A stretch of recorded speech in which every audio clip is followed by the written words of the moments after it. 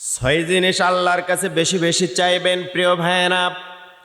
পৃথিবীতে বান্দা আল্লাহর কাছে চাওয়ার তো কোনো শেষ নাই। আল্লাহর ভান্ডারে কোনো কিছুর অভাব নাই। আল্লাহর ভান্ডারে সব কিছু আছে, কিন্তু আমরা বুদ্ধি করে চেয়ে নিতে হবে। মানুষের জীবনে এমন কোনো চাওয়া নাই, মানুষের জীবনে এমন কোনো আশা নাই, আকাঙ্ক্ষা নাই। মানুষের জীবনে আল্লাহর কাছে এমন কিছু পাওয়ার মতো নাই যেটা আল্লাহর দরবারে নাই। শুধু চাওয়ার মতো চাওয়া, দিন খান সময় বুঝে যদি চাওয়া যায়, আল্লাহ রব্বুল আলামিন দিয়ে বান্দার কলিজাটা ঠান্ডা করে দিবে। আমরা চাইতে পারি না, সময় বুঝি না, কখন চাইতে হবে, কোন সময় চাইতে হবে, এই টাইমে আমরা নির্ধারণ করতে পারি না, যার কারণে আমরা পাই না, দীর্ঘদিন ধরে চাই।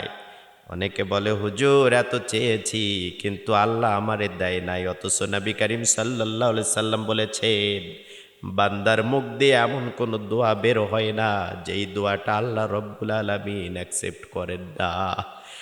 বান্দা দিনে দোয়া করুক, রাতে দোয়া করুক, যখনই দোয়া করুক না কেন, গাড়িতে বসে, বাড়িতে বসে, রাস্তা ঘাটে, মাঠে, বান্দা মুখ দিয়ে মালিকের কাছে যেই দোয়া করবে সেই দোয়াটা আল্লাহ রব্বুল আলামিন আর ফেরত দিবে না। হতে পারে 1 সপ্তাহ দেরি, হতে পারে 6 মাস দেরি, হতে পারে 1 যুগ দেরি, এমনও হতে পারে হাদিসে এসেছে বান্দার কোনো দোয়া যদি দুনিয়াতে কবুল না হয় তাহলে ওই দোয়াটা পরকালে আল্লাহ রব্বুল আলামিন তার ওই দোয়ার বদলতে কোনো না কোনো যা তারে দিবে। যদি দুনিয়াতে ওই দোয়ার বদলতে আল্লাহ রব্বুল আলামিন কিছু পাপের কথা গোপন রাখে, যেই পাপের কথা কিয়ামতের দিনে মানুষের সামনে ওপেন করলে লজ্জায় মুখ দেখানো যাবে না, আল্লাহ রব্বুল আলামিন এই দোয়ার বদলতে কিয়ামতের দিনে কোটি কোটি মানুষের সামনে ওই পাপটা গোপন রাখবেন। এই জন্য বান্দা বেশি বেশি দোয়া করতে হবে। এমন কোনো দোয়া নাই বান্দার দোয়া আল্লাহ রব্বুল আলামিন কবুল করেন না। সব দোয়াল মালিক কবুল করে নেন, মঞ্জুর করে নেন প্রত্যেকটা দোয়া। তবে আগে পরে ধৈর্য ধারণ করে আমাদের দোয়ার যেই ব্যাক হয়ে যে সফলতা আসবে, আমাদের দোয়া কবুলের যেই সংবাদটা আসবে, খুশির যেই বার্তা আল্লাহর পক্ষ থেকে আসবে, এটা ধৈর্য সহকারে আমাদেরকে নিতে হবে প্রিয় ভাইয়েরা। 6টি জিনিস বেশি বেশি আল্লাহর কাছে চাইবেন। হতভাগা বান্দা যারা, তারা আল্লাহর কাছে কিছু চায় না। আর যারা বুদ্ধিমান, যারা লাভবান হতে চায় দুনিয়াতেও পরকালে আল্লাহর জান্নাতে যেতে চায়, তারা আল্লাহর দেওয়া মুখ দিয়ে আল্লাহর কাছে সব সময় কিছু না কিছু চাইতেই থাকে।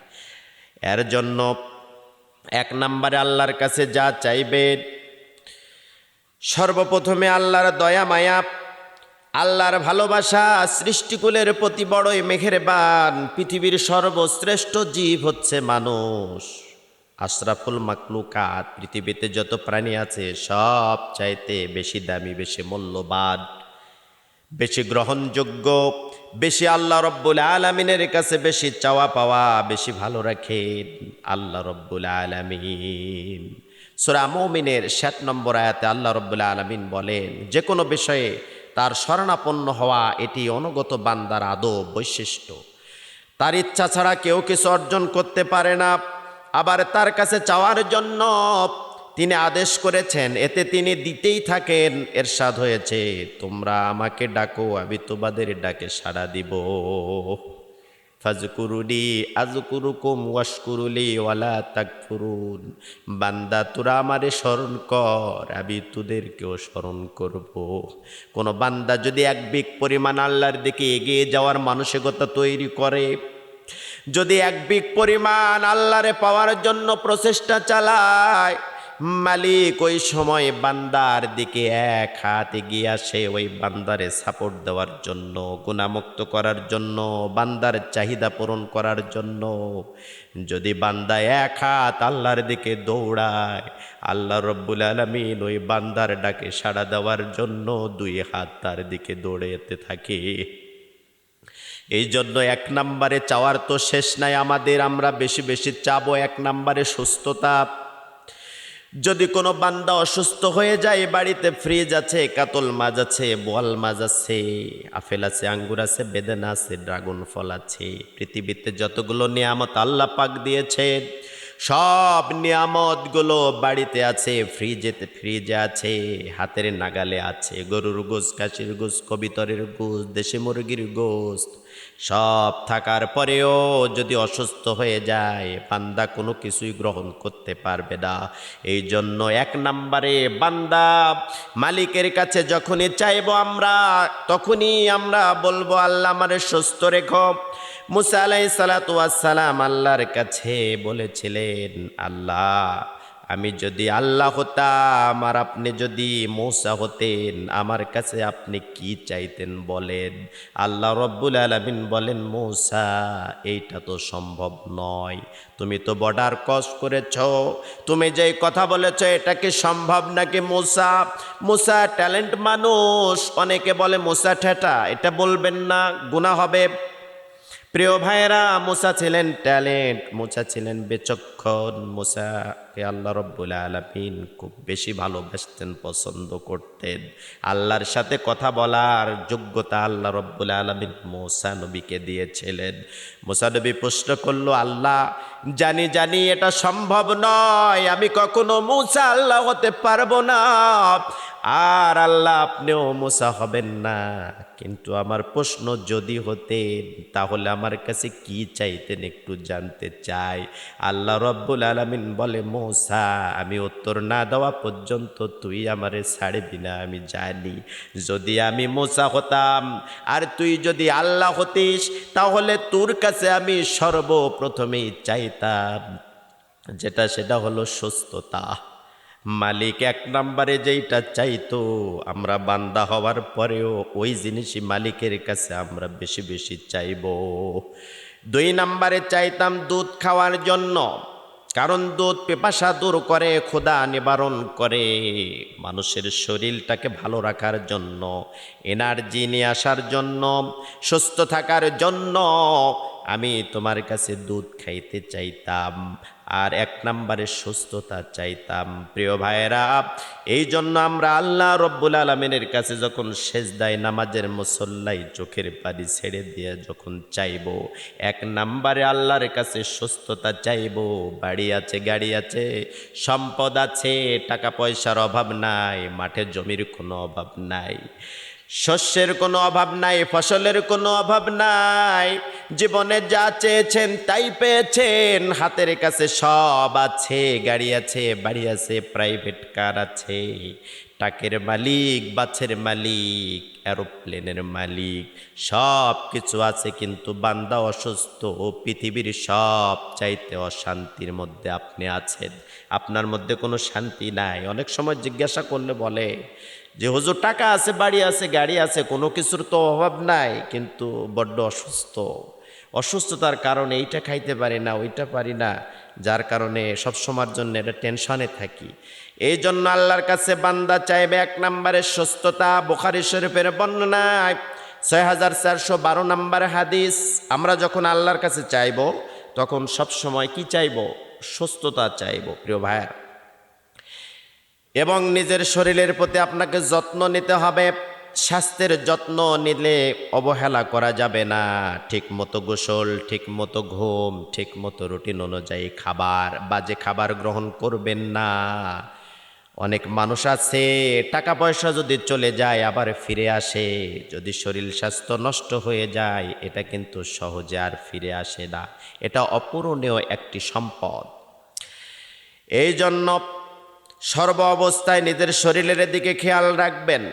রাসূল করিম সাল্লাল্লাহু আলাইহি ওয়াসাল্লাম বলেছেন, নিজেদের ক্ষতিগ্রস্ত যারা করে, বিভিন্ন নেশা করে, নিজের কলিটাটাকে নষ্ট করে, হার্টটাকে নষ্ট করে, চোখটা যারা নষ্ট করে, অশ্লীল ছবি দেখে, মোবাইল ফোনের পর্দায় ঘন্টার পর ঘন্টা চোখের দৃষ্টিটা যারা রাখে, এই মোবাইলের স্ক্রিনটা মানুষের চোখ নষ্ট করে ফেলে। দীর্ঘ সময় ধরে, যুবকেরা শোনো, দীর্ঘ সময় ধরে যেই যুবকটা অকালেই অল্প বয়সে দেখা যায় কান হারাইছে, চোখ হারাইছে, যৌবন হারাইছেও। কারণটা হচ্ছে ওই ইয়ারফোনটা যখন দুই কানের মধ্যে রাখা হয়, ওই শব্দর সাউন্ডটা গিয়ে সর্বপ্রথমে ব্রেনে আঘাত করে। ঘন্টার পর ঘন্টা যখন মোবাইল স্ক্রিনের উপরে যখন চোখ পড়ে থাকে, চোখের জ্যোতিটা কমে যায়। প্রিয় ভাইয়েরা, এই জন্য আল্লাহর দেওয়া সম্পদ জীবন, যৌবন, হাত, চোখ, কান, মেধা, বুদ্ধি সব সময়ের জন্য এগুলো আমানত। এ আমানতের দায়িত্ব আমাদের নিতে হবে, আমানতের অপব্যবহার করা যাবে না। এই জন্য সব সময়ের জন্য আল্লাহর দেওয়া জীবন, আল্লাহর দেওয়া শরীর যেন আমরা শয়তানের পথে না কাটাই। শারীরিক ও মানসিক সুস্থতার জন্য রাতে তাড়াতাড়ি ঘুমানো। প্রিয় ভাইরা, স্বাস্থ্যের যত্ন নেওয়ার জন্য কিছু ট্রিটমেন্ট আছে, কিছু শিডিউল আছে। যেমন 1 নম্বরে ইবনে মাজার 2340 নম্বর হাদিস, শারীরিক ও মানসিক সুস্থতার জন্য রাতে তাড়াতাড়ি ঘুমানো। যে বান্দা বান্দি রাতের বেলা তাড়াতাড়ি ঘুমিয়ে পড়ে, ওই বান্দা বান্দির শারীরিকভাবে সুস্থতা আল্লাহ পাক দান করে।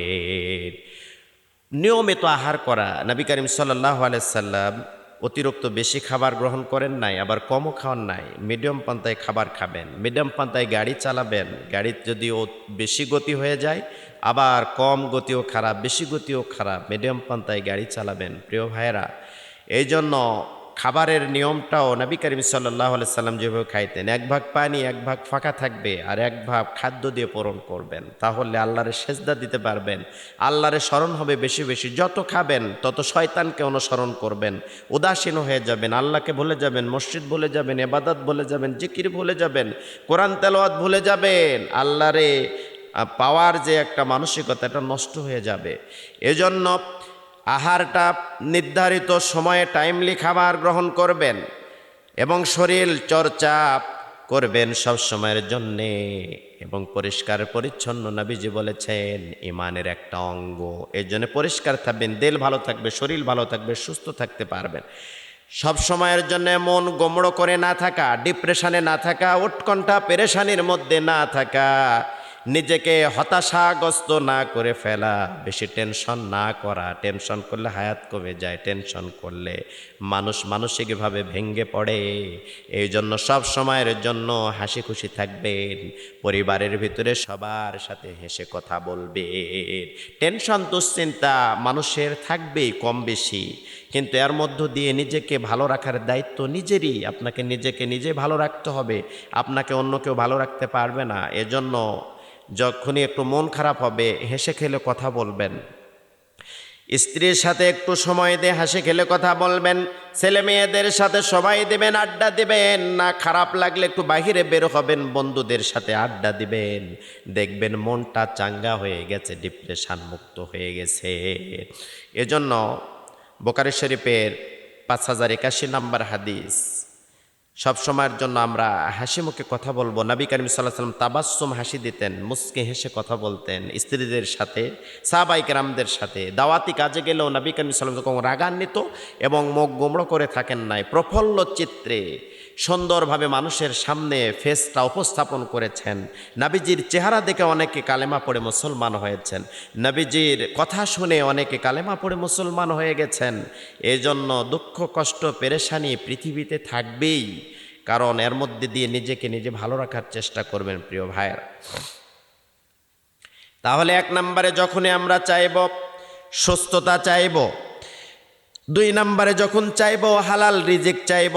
কারণ আপনি নামাজ পড়ছেন, ইবাদত বন্দেগী করছেন, রমজান মাসের সাহারি খাচ্ছেন, যদি হালাল না হয়, ওই হারাম টাকা দিয়া, হারাম উপার্জন দিয়া, হারাম পোশাক দিয়া, হারাম খাবার দিয়া যে ব্লাড তৈরি হবে, রক্ত তৈরি হবে, আমি যে ওই সেজদায় যখন যাব, নামাজ পড়ব, কোরআন তেলাওয়াত করব, এগুলো আল্লাহ রব্বুল আলামিন অ্যাকসেপ্ট করবেন না।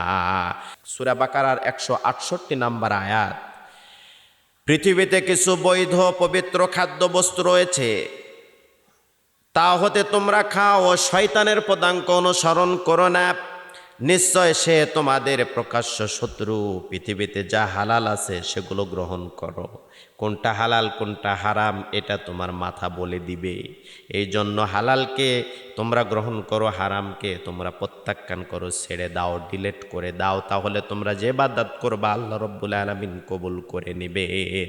ইবাদত কবুল হওয়ার জন্য হালাল উপার্জন গুরুত্বপূর্ণ। ইসলামে পোশাকে ছোট খাটো কোনো বিষয়ে যদি আমরা পোশাক যদি হালাল না হয় তাহলে ইবাদত বন্দিগি হবে না, খাবার যদি হালাল না হয় ইবাদত বন্দিগি হবে না। প্রখ্যাত সাহাবী আবু হুরায়রা রাদিয়াল্লাহু আনহু বলেন, আল্লাহর রাসূল সাল্লাল্লাহু আলাইহি ওয়াসাল্লাম বলেছেন, তোমাদের কারো পক্ষে এক ঝোঁটা লাকড়ি সংগ্রহ করে পিঠে বহন করে নেওয়া কারো কাছে চাওয়ার চেয়ে উত্তম।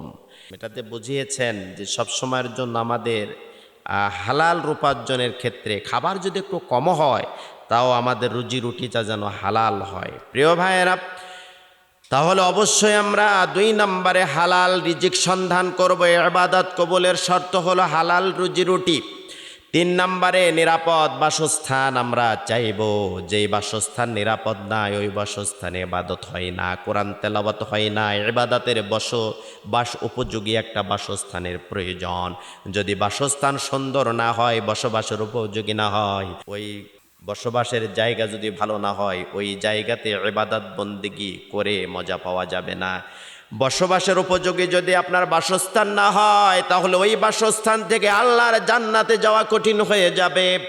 বাসস্থান নির্ধারণ করতে হবে সুন্দর করে। বাসস্থান যত ভালো মন তত ভালো, বাসস্থান যত ভালো ইবাদত তত ভালো। বাসস্থান যত ভালো ততই আপনি প্রফুল্ল থাকতে পারবেন, টেনশন মুক্ত থাকবেন। আর বাসস্থান নিরাপদ নয়, পৃথিবীতে আপনার কোনো সুখ শান্তিতে ইবাদত করতে পারবেন না। এই জন্য উত্তম একটা বাসস্থান প্রয়োজন। প্রিয় ভাইয়েরা, সুন্দর বাসস্থানের প্রয়োজন। হযরতে ইব্রাহিম আলাইহিস সালাতু ওয়াস সালাম আল্লাহর কাছে সবসময় ফরিয়াদ করতেন, ও মালিক আমার একটা নিরাপদ বাসস্থান দেন, যেই বাসস্থানে বসে বসে টেনশন মুক্ত তোমারে সেজদা দিতে পারি, তোমার গোলামি করতে পারি, তোমার নৈকট্য লাভ করতে পারি।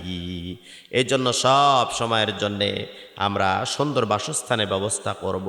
আজকে আমরা বিল্ডিং বাড়ি তৈরি করি, টাইলস করে কোটি কোটি টাকা খরচ করে আমরা বাড়ি নির্মাণ করি, কিন্তু দুর্ভাগ্য যে আমাদের বাসায় অজু করার কোনো আলাদা জায়গা থাকে না, বাথরুম টয়লেটে ছাড়া।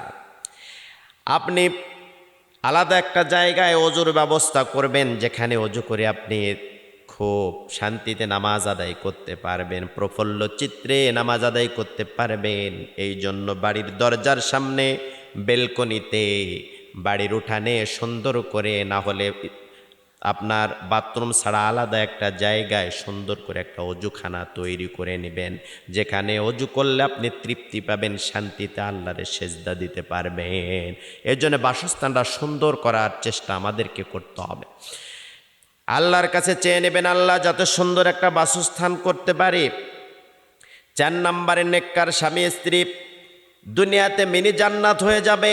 যেই স্বামীটা আল্লাহরে সেজদা দেয়, যেই স্ত্রীটা আল্লাহরে সেজদা দেয়, যেই বাড়ির ছেলে মেয়েরা নামাজ কালাম পড়ে, মা বাবা, স্বামী স্ত্রী, ছেলে মেয়ে, পরিবারের সদস্য যারা আছে, আজান হওয়ার সাথে সাথে সবাই সেজদায় লুটিয়ে পড়ে, সবাই ফজরের সালাতের পরে কোরআনটা খুলে তেলাওয়াত করে।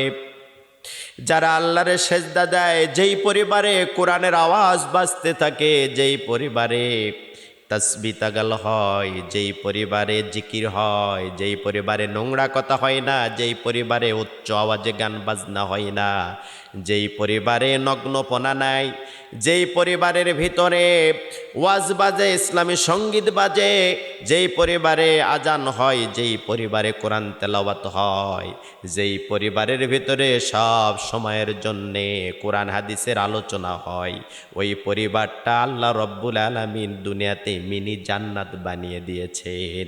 নবী করিম সাল্লাল্লাহু আলাইহি সাল্লাম বলেন, পৃথিবীতে যে একটা উত্তম নেককার স্ত্রী পেয়েছে সে যেন একটা জান্নাতের উপযোগী একটা বসবাস করে, সুন্দর জায়গা বসবাস করে। এই জন্য স্বামী স্ত্রী ছেলে মেয়ে বাবা মা সবাই মিলে একসাথে সাহারি করা, একসাথে ইফতারি করা, একসাথে কোরআন তেলাওয়াত করা, একসাথে জিকির করা, একসঙ্গে ভালো ভালো কাজের আঞ্জাম দেওয়া, ওই পরিবারটা দুনিয়াতে একটা মিনি জান্নাতের বাতাস বয়ে যায়। এই জন্য পরিবারের সবাই ইবাদত বন্দেগী করার জন্য চেষ্টা করবেন। আল্লাহর কাছে চেয়ে নেবেন, আল্লাহ আমার একটা উত্তম স্ত্রী, নেককার পরহেজগার স্ত্রী দাও। মেয়েরা সবসময়ের জন্য এই দোয়া করবে যে আমার একটা উত্তম চরিত্রবান স্বামী দাও। আর স্বামী স্ত্রী উভয় মিলে আল্লাহর কাছে চাইবে আমার নেককার সুসন্তান দান করো। আর পিতামাতার কাছে দোয়া নিতে হবে, পিতামাতা ও সন্তানের জন্য দোয়া করতে হবে। এই পরিবারটাই হচ্ছে ইসলামিক পরিবার, কোরআন সুন্নাহ ভিত্তিক পরিবার। এই পরিবারে কোনো অশান্তি নাই, আছে শুধু আল্লাহর রহমত, আল্লাহর পক্ষ থেকে সাকিনা। প্রিয় ভাইয়েরা, ৫ নম্বরে নেক সন্তান। সন্তান যদি গুন্ডা হয়, সন্তান যদি বেশি উশৃঙ্খল হয়, সন্তান যদি বেশি ঠেঁটা হয়, তাহলে পিতামাতার অশান্তির দাবানল লেগেই থাকে। আর আজান হওয়ার সাথে সাথে যে সন্তান সেজদা দেয়, মসজিদের দিকে ছুটে যায়, সকালবেলা কোরআন তেলাওয়াত করে, আজান হওয়ার সাথে সাথে যেই সন্তানটা ইবাদতে লুটিয়ে পড়ে আল্লাহর সেজদা দেয়, এমন নেক সন্তানটা আল্লাহর কাছে সবসময় চাইবেন। নেক সন্তান যারা চান এই দোয়াটা নামাজের পরে পরে বেশি পড়বেন। রব্বি হাবলি মিনাস সলিহিন, আল্লাহ রাব্বুল আলামিন আপনাকে নেক সন্তান দান করবেন। নেক সন্তান যারা চান তারা এই দোয়াটা বেশি বেশি পড়বেন। আল্লাহ রাব্বুল আলামিন এ পর্যন্ত পয়গম্বরদেরকে আল্লাহ পাক যাদেরকে নেক সন্তান দিয়েছেন এই দোয়াটা তারা বেশি বেশি পড়েছেন। এবং আমরা যারা নেক সন্তান চাই, আপনারা যারা চান, তারা সব সময়ের জন্য পড়বেন রব্বি হাবলি মিনাস সলিহিন, আল্লাহ আমার একটা নেক সন্তান দাও। আল্লাহ পাক অবশ্যই নেক সন্তান দান করবেন। ৬ নম্বরে হলো ইমানের সঙ্গে মৃত্যু। অনেক মানুষ আছে জীবনের সব সময়গুলো ভালো সময় পার করেছে, কিন্তু মৃত্যুর সময় কালেমা পড়তে পারে না। আবার কিছু মানুষ আছে মৃত্যুর আগ মুহূর্তে গিয়ে তওবা করে আল্লাহর দরবারে ফিরে এসেছে, তারা মৃত্যুর আগ মুহূর্তে কালেমা পড়ে বিদায় নিয়ে চলে যায়।